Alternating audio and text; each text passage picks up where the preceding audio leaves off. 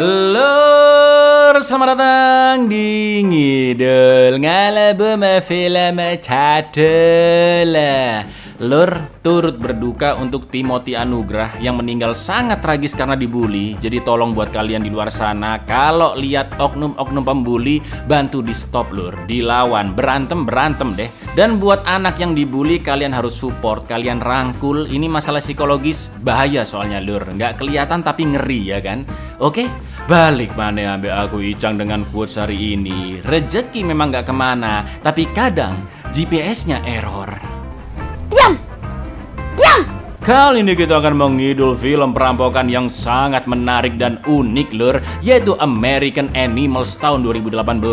Mengisahkan tentang 4 mahasiswa yang nekat merampok di kampusnya sendiri untuk mengubah hidup. Sebenarnya apa sih yang mereka rampok? Langsung aja kita ke request pertanyaan lucu dari dulurku Petriania. Cak, mau nanya, emang bener kalau sudah nikah rata-rata telapak tangan berbulu? Hah? Pertanyaan apa ini? Nggak ada. Mitos dari mana lagi itu telapak tangan berbulu? Nggak ada, mana ada. Monggo sketsaken.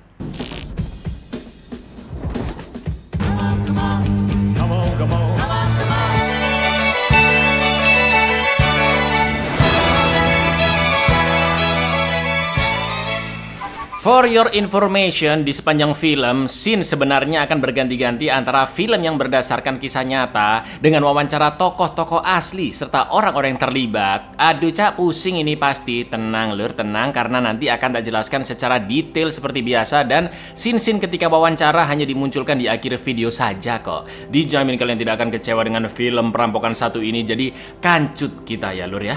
Film dimulai dengan sebuah kutipan dari buku The Origin of Species karya Charles Darwin, bahwa hewan-hewan di Amerika perlahan-lahan bermigrasi, berevolusi dari alam liar ke relung-relung goa terdalam di negara bagian Kentucky untuk bertahan hidup. Lalu scene pun beralih ke 4 remaja yang berasal dari kota Lexington, negara bagian Kentucky, Amerika Serikat, yaitu Spencer, Warren, Eric, dan Chess, sedang mendanani wajah mereka agar kulit terlihat keriput, memutihkan alis, kumis, dan brewok, juga memakai wig putih untuk menyamar menjadi mbah-mbah. Ternyata siang itu tepat di jam 12:30 mereka akan melancarkan aksi perampokan, bukan di bank, pegadaian, toko, ataupun rumah seseorang, melainkan di perpustakaan lur. Apa sih yang sebenarnya ingin mereka colong?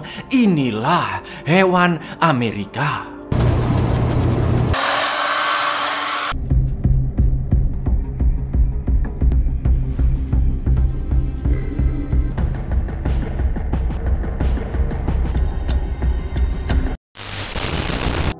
Film pun flashback ke beberapa bulan sebelumnya, tepatnya di September tahun 2003. Spencer adalah mahasiswa jurusan seni di Universitas Transilvania dan bisa dibilang sifatnya cukup polos lur. Akan tetapi Spencer merasa hidupnya begitu-begitu aja, tidak ada tantangan dan ingin memiliki suatu pengalaman yang bisa merubah hidupnya. Karena Spencer tahu seniman-seniman terkemuka di dunia bisa menciptakan karya-karya yang begitu hebat karena dipengaruhi berbagai tragedi di kehidupan mereka, seperti Van Gogh yang memiliki gangguan mental sampai akhirnya bundir, atau Claude Monet yang mengalami kebutaan. Menurut Spencer, seniman-seniman seperti itu pasti lebih memahami tentang apa itu hidup, karena seni yang sejati bukan hanya sekedar pandai melukis saja lur. Spencer akhirnya mencoba berbagai cara untuk mendapatkan pengalaman hidup yang baru, seperti ikut pesta anak-anak kampus yang barbar, namun ternyata tidak sesuai ekspektasinya. Spencer yang masih merasa hampa pun akhirnya pulang ke asrama, dan dia kepikiran untuk menghubungi teman SMA-nya yang kuliah di Universitas Kentucky,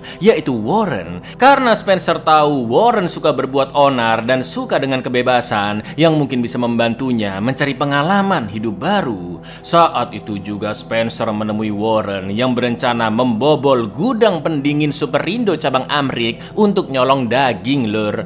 Warren melakukan itu bukan tanpa alasan, karena menurutnya Amerika adalah negara dengan tingkat obesitas tertinggi di dunia, dan 40% makanan di seluruh resto Amerika dibuang begitu saja ke tempat sampah. Daripada makin obesitas terus makanan dibuang-buang, mending Warren nyolong sebagai bentuk empatinya karena banyak anak-anak Afrika yang kelaparan. I mean, kids are starving in Africa. It's tragic. We are the fattest nation on the planet, and we still. Did you know that 40% are going in the trash, just thrown away? Setelah itu mereka pun ngobrol ngalor ngidul semalaman sambil nyebat daun, dan Warren menceritakan jika dia lanjut kuliah hanya untuk menyenangkan orang tuanya yang untungnya dia berhasil masuk karena beasiswa prestasi olahraga. Sedangkan Spencer bertanya-tanya untuk apa dia dilahirkan di dunia ini, dan Spencer masih mencari tahu jawabannya. Keesokan paginya di kampus, Spencer dan teman-teman kelasnya dibawa berkeliling perpustakaan yang ternyata ada ruangan berisi koleksi-koleksi khusus, dan siapapun yang ingin masuk harus membuat janji serta harus ditemani oleh staf perpus. Di ruangan itu terdapat beberapa lukisan, namun yang paling istimewa adalah buku-buku jadul yang sudah ada sejak abad ke-19. Bahkan beberapa edisi terlangka di Amerika juga ada di sana, lur. Karya yang paling bernilai dan paling berharga di sana adalah buku edisi pertama Birds of America yang dibuat oleh John James Audubon, seorang seniman hebat zaman dulu yang bisnisnya bangkrut dan sempat masuk penjara. Tapi begitu terbebas, John pun pergi ke alam liar dan melukis berbagai jenis burung yang ada di Amrik, sampai akhirnya diakui sebagai tokoh terdepan dalam bidang seni, lur. Buku tersebut berisi semua lukisan manuknya John yang diberi tempat khusus, dan salah satu lukisannya adalah manuk flamingo. Ketika mahasiswa lain lanjut berkeliling, Spencer masih terpukau dengan buku Birds of America dan terus memperhatikannya. He was acclaimed as one of the foremost figures in America. Please look at line number 10. Species is spelled wrong. Will you be joining us, sir? Ketika bertemu dengan Warren, Spencer pun menceritakan tentang buku Birds of America yang berisi kumpulan gambar-gambar dari lukisan seniman ternama John James Audubon. Dan setelah dicari tahu, buku itu bisa dihargai 12 juta dolar, lur, atau setara dengan hampir 200 miliar rupiah. Mendengar itu, Warren pun berniat untuk merampok buku tersebut, dan di kampus dia mencari tahu bagaimana cara merampok secara profesional lalu mencatat poin-poin pentingnya. Setelah itu Warren menemui Spencer yang sedang nyambi kerja di Alfamidi untuk membahas perampokan, karena dengan mendapatkan uang sebanyak itu hidup mereka akan berubah. Akan tetapi Spencer menolak karena dia takut masuk penjara. Warren pun terus merayu agar mereka bisa mendapatkan pengalaman hidup yang baru dan sangat menantang. Pada akhirnya Spencer pun mau ikut bergabung, dan sebagai permulaan mereka pun menonton semua film-film perampokan, lur. To find out what would really happen in real life. We're gonna need to know the egg, we're gonna need to know the staff, and the fastest way out of the... We'd be the robbers. Aren't you even curious?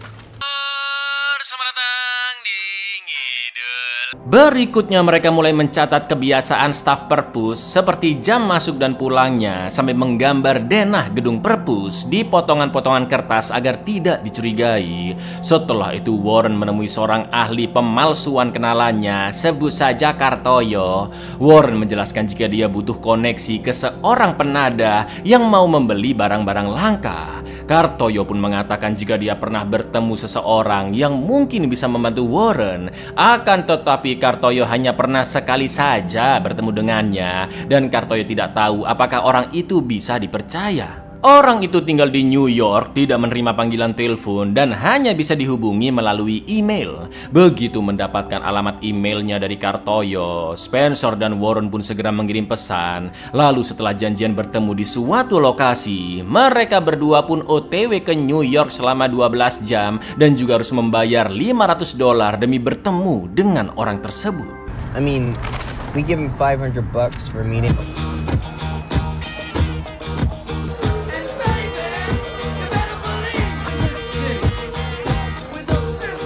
Setelah puas seru-seruan di New York, keesokan harinya mereka pun bertemu dengan orang misterius itu di persimpangan jalan yang telah disepakati. Namun ternyata dia bukan penadah, melainkan perantara saja, lur. Setelah Warren menyerahkan uang $500, pria itu pun memberikan secari kertas yang berisi alamat email lagi untuk bertemu dengan penadah sebenarnya. Sekembalinya mereka ke kota Lexington, Warren langsung kontak-kontakan via email dengan si penadah. jika dia memiliki barang langka yang sangat bagus. Akan tetapi si penada hanya ingin berbisnis dengan tatap muka, dan mereka berdua diminta datang langsung ke Belanda, lur. Spencer pun mulai putus asa karena perjalanan ke Belanda terlalu jauh, makan biaya, dan bisa jadi si penada adalah seorang kriminal berbahaya. Sedangkan Warren masih menggebu-gebu dan terus meyakinkan Spencer untuk melanjutkan rencana perampokan mereka. Pada akhirnya Spencer pun setuju, namun dia tidak bisa menemani Warren pergi ke Belanda karena pasti dicurigai oleh kedua ortunya. Berbeda dengan Warren yang kedua ortunya tidak harmonis, bahkan ingin bercerai, dan Warren bisa berkeliaran bebas tanpa pengawasan. Spencer hanya membantu biaya penerbangan dan mendoakan Warren agar pertemuannya bisa berjalan lancar. So we're just gonna sit here and do nothing? Maybe it's time to. Maybe it's something we're not able to do. Get some money and put it towards half the ticket. All right, bro. Thanks, brother. Go get him.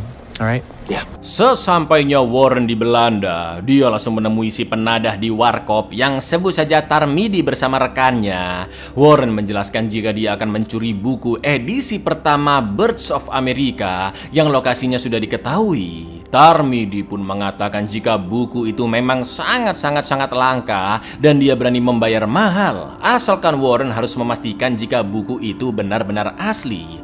Betapa bahagianya Warren karena akhirnya ada yang berminat untuk membelinya. Dan ketika pulang ke Amrik, dia langsung menceritakan semuanya ke Spencer. Setelah itu Warren berencana ingin menambah anggota yang memiliki otak cerdas karena mereka berdua tolol, ya kan lur? Maka dari itu Warren pun merekrut teman dari kampusnya, yaitu mahasiswa jurusan akuntansi bernama Eric yang sangat ingin berkarir di FBI. Eric adalah pria baik-baik, introvert, dan sangat cerdas. Begitu diberitai rencana perampokan, alhamdulillahnya Eric setuju bergabung. Dan ketika memantau perpus dari kejauhan, menurut Eric mereka hanya bisa merampok di siang hari karena saat malam alarm keamanan pasti aktif dan mereka juga harus mengetahui di mana sajakah CCTV berada, juga jadwal staf perpus yang mengawasi ruang koleksi khusus. That I need you to be a part of. This could change everything. It'd be impossible to get in without you. It would have to be done during the day. Guys, we need to find out who's watching the special collections because they're going to be watching every campus safety off cameras. I concur with that. Esok harinya Warren dipanggil pimpinan kampus karena dia jarang masuk kuliah, nilainya jeblok, juga tidak memanfaatkan beasiswanya dengan baik, dan itu akan membuat kecewa kedua ortunya. Bukannya mengaku salah dan minta maaf lur, tahu apa yang diomongin sama Warren. Warren malah mengatakan jika sejak awal dia tidak berniat kuliah, bahkan menganggap universitas tidak berdampak apapun ke hidupnya. Dan jelas Warren pun langsung di DO saat itu juga, ya kan? Setelah itu mereka bertiga mulai mensimulasikan rencana perampokan dengan maket yang dibuat oleh Spencer, di mana mereka berpura-pura menjadi pengunjung biasa. Dan ketika masuk ruang koleksi khusus, staf yang mengantar akan disetrum hingga pingsan. Lalu mereka segera mengambil Birds of America serta buku-buku lainnya, termasuk buku Charles Darwin, dan kabur dengan lift khusus staf yang berada di belakang ruangan. Mereka pun mulai membayangkan bagaimana perampokan akan terjadi yang dilakukan sangat cepat dan profesional. Back here is target priority, the Autobahn. The librarian is the single biggest risk to this entire...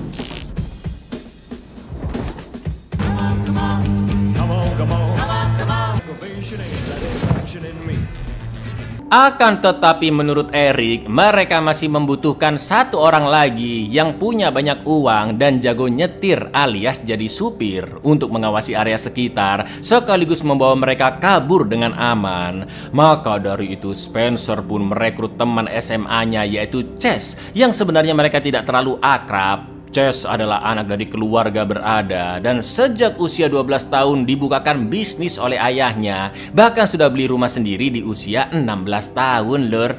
Itulah asiknya perintis. Yang paling seru itu justru hidup sebagai perintis.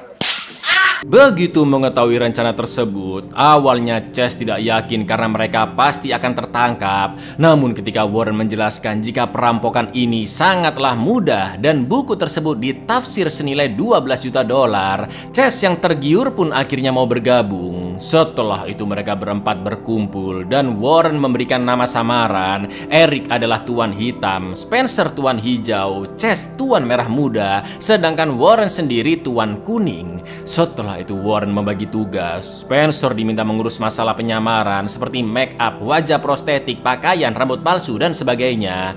Mereka berempat akan menyamar menjadi mbah-mbah agar tidak terlalu diperhatikan oleh staf perpus. Eric mencari mobil bekas untuk pelarian yang harus dibayar secara tunai dan memberikan KTP palsu. Chess harus berlatih mengendarai mobil berulang-ulang kali ke titik yang mereka tentukan sampai terbiasa. Sementara Warren akan mengurus masalah keaslian buku Birds of America, dan Warren sudah mengirim email ke pihak perpus untuk membuat janji pertemuan, tentunya dengan identitas samaran, dan saat itulah perampokan akan dimulai, yaitu 8 hari lagi, atau tepatnya di saat ujian kuliah sedang dimulai. Saat itu perpus pasti sepi ya kan lur, karena mahasiswa sedang fokus ujian dan semua orang tidak akan mengira jika yang merampok buku Birds of America adalah sekelompok mahasiswa. Find a reliable getaway vehicle, which you will purchase. Costume party? Making a movie. Because being old is saying to being invisible. And over again until it becomes second nature. I mean, who's going to suspect it all happened to be in exams that day? 8 days from now, the library will be on, as everyone will be in fine. Sesuai rencana, mereka akan menyetrum staf perpus yang mengantar ke ruang koleksi khusus. Namun karena Spencer, Eric, dan Chess tidak berani melakukannya, maka Warren lah yang akan mengambil tugas tersebut. Singkat cerita, tibalah hari perampokan lur, yaitu hari Kamis, tanggal 16 Desember 2004. Mereka sudah menyiapkan segala perlengkapan, tapi Warren lupa membeli taser atau alat setrum dong. Dan perampokan harus tetap berjalan. Di pagi hari, Warren DKK ujian akhir semester seperti mahasiswa biasa. Namun ketika selesai mereka semua segera bersiap. Warren juga menyempatkan membeli taser. Lalu mereka berdandan layaknya mbah-mbah dan segera OTW ke perpus Universitas Transilvania.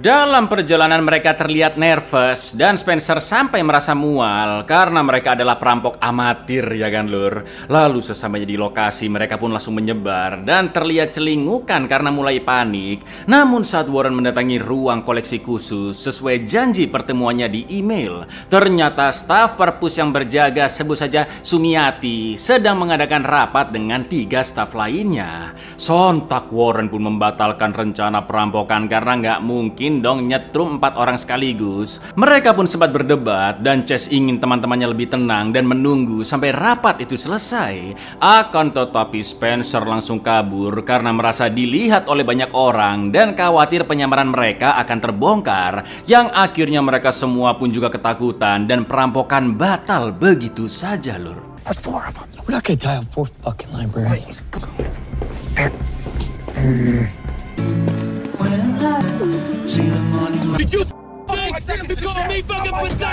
Selagi teman-temannya emosi karena rencana yang sudah dibuat selama berbulan-bulan gagal tanpa melakukan apa-apa, Spencer justru merasa bahagia karena mereka terhindar dari bahaya dan perasaan adrenalin di perpus tadi sudah cukup baginya untuk mendapatkan pengalaman hidup yang baru. Tapi jelas Warren yang ambisius tidak menyerah. Dia kembali menghubungi perpus untuk menjadwalkan ulang pertemuannya menjadi esok hari jam 11 siang. Mendengar itu Spencer pun hanya terdiam dan sesampainya di rumah dia masih galau saat makan bareng keluarganya. Setelah memikirkannya berulang-ulang, Spencer langsung mendatangi Warren untuk menyampaikan jika dia keluar dari misi perampokan karena Spencer khawatir seseorang bisa tersakiti dan masa depan mereka juga bisa rusak. Namun lagi-lagi Warren mempengaruhi Spencer dengan mengatakan jika masa depan tidak perlu dikhawatirkan. Lagi pula semua ini berawal dari Spencer yang ingin mendapat perubahan dalam hidup.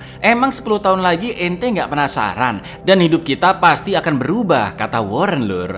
Akan tetapi Spencer tetap pada keputusannya. Dia memutuskan keluar dari perampokan dan langsung pergi begitu saja. Spence, you are the one who wanted to you started this whole... Man, I don't want you where it could have happened and who you could have been. I'm just not cut out for it, Warren. I'm done. I'll see you around, man. One day you'll be dead! Ketika berlari pulang ke rumah, Spencer berhalusinasi melihat manuk flamingo di jalan. Saat itu Spencer pun kembali berpikir, apakah aku memang harus merampok buku itu untuk membuat hidupku berbeda dan unik? Ya, pada akhirnya Spencer kembali bergabung, lur. Kini di rencana perampokan kedua, mereka akan melakukannya tanpa penyamaran karena itu justru menarik perhatian orang-orang. Warren dan Eric akan masuk ke ruang koleksi khusus. Chess akan tetap menjadi supir, sedangkan Spencer hanya mengawasi dari luar perpus karena sebagai mahasiswa di sana wajahnya sudah dikenal, ya kan? Keesokan harinya perampokan pun dimulai. Warren datang ke ruang koleksi sesuai janji pertemuan di email dan akan membuat Sumiati pingsan. Akan tetapi, lur, Warren tidak tega menyetrumnya karena Sumiati adalah wanita paruh baya yang sangat baik dan juga ramah. Tak lama kemudian Eric pun datang dan dia terkejut karena Sumiati masih belum pingsan. Eric pun mulai panik karena dia sama sekali tidak mau menyakiti orang, dan setelah menguatkan hatinya, Warren akhirnya nekat menyetrum Sumiati namun tidak sampai pingsan, lalu melakban mulut juga mengikat tangan kakinya.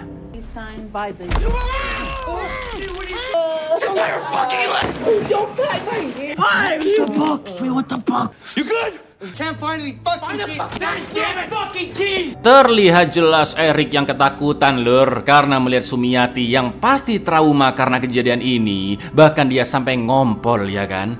Warren akhirnya mendapatkan kunci kotak penyimpanan yang dikalungkan oleh Sumiati, dan Warren hanya bisa terus meminta maaf saat mengambilnya. Mereka akhirnya mendapatkan buku Birds of America, juga buku Charles Darwin Origin of Species. Namun Warren dan Eric agak terkejut karena ternyata buku Birds of America jauh lebih berat dari perkiraan mereka. Masalah tidak sampai di sana, lur. Saat turun dengan lift staff ke lantai basement, ternyata di sana tidak ada pintu keluar seperti rencana mereka. Mampus, ya kan? Mau nggak mau Warren dan Eric akan keluar di lantai 1. Setelah itu baru keluar dari gedung lewat tangga darurat.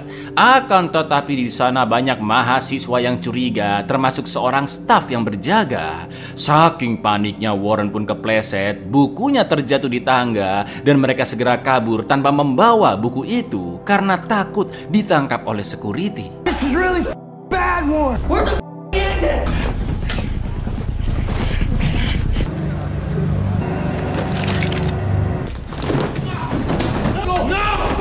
Eric segera berlari ke mobil, sedangkan Warren masuk lagi ke tangga darurat untuk mengambil buku Charles Darwin. Dan saat kembali dia sempat ketabrak oleh Chess yang juga panik menyetir. Mereka bertiga pun akhirnya OTW kabur. Warren yang masih ketakutan sampai muntah dan dia menunjukkan buku Charles Darwin yang berhasil dia dapatkan. Sedangkan Eric ternyata juga sudah mengambil satu buku yang dimasukkan ke dalam tasnya. Setelah berjalan cukup jauh, Warren dan Eric yang sudah ganti baju pun turun di jalan untuk menghindari polisi yang pasti akan mencari mobil van berisi 3 orang. Sementara itu Spencer berusaha menenangkan diri, lalu dia lanjut ke kelas ujian dan terus kepikiran dengan teman-temannya. Dude, they're gonna be looking for a gray van with... Get the out! There's a doors. Hurry the up.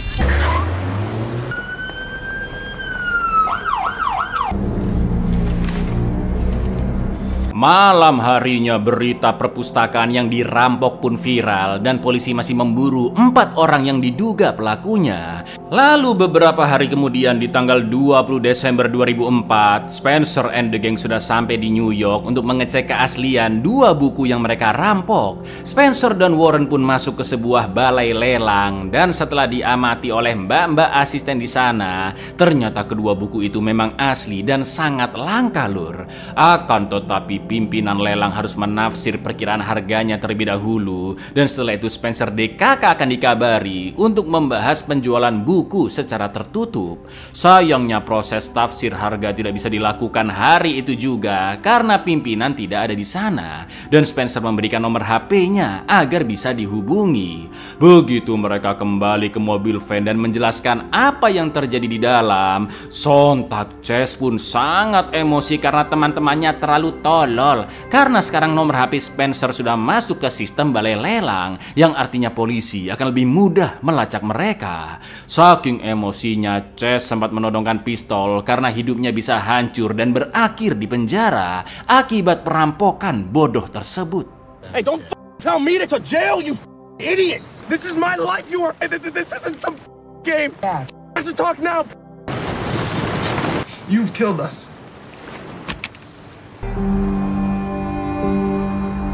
Mereka berempat pun OTW balik ke Lexington dengan perasaan cemas, dan kedua buku itu dibawa oleh Warren.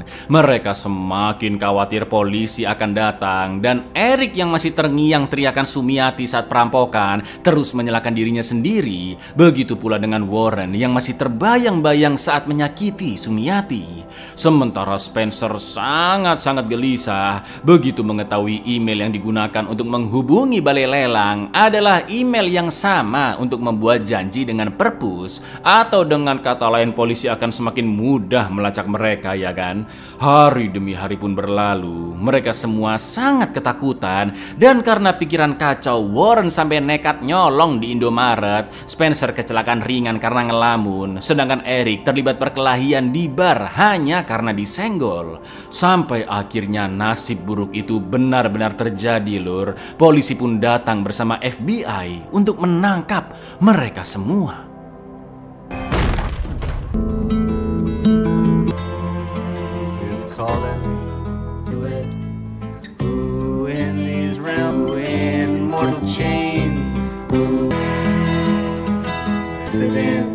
Berita tertangkapnya 4 mahasiswa yang merampok buku pun viral. Hakim federal menjatuhi hukuman 7 tahun penjara untuk Spencer DKK yang membuat keluarga mereka begitu kecewa dan sangat malu. Scene pun beralih ke masing-masing tokoh yang sudah dewasa. Spencer, Eric, dan Chase sama-sama menganggap jika sebenarnya Warren tidak pernah bertemu dengan penadah di Belanda, alias omon-omon doang, lur. Warren sengaja berbohong untuk meyakinkan teman-temannya agar perampokan tetap berlanjut demi memuaskan egonya dan untuk melakukan suatu pengalaman hidup yang berbeda dari kebanyakan orang. Di lain sisi, Sumiati yang asli berpendapat jika tujuan keempat mahasiswa merampok adalah untuk mendapatkan uang serta kepuasan secara instan tanpa melalui proses kehidupan yang baik dan benar hanya karena ego semata. Film pun ditutup dengan informasi bahwa buku-buku yang dicuri telah dikembalikan ke perpus Universitas Transilvania dan Sumiati masih bekerja di sana. Warren tinggal di Philadelphia untuk melanjutkan kuliahnya dan mempelajari cara pembuatan film. Chase berada di Los Angeles dan bekerja sebagai personal trainer di sebuah gym, juga pernah menulis buku cara berolahraga untuk para napi. Eric kini tinggal di California dan mencoba berkarir sebagai penulis, sedangkan Spencer masih berada di Lexington. Sekarang dia menjadi pelukis spesialis manuk mengikuti jejak John James Audubon.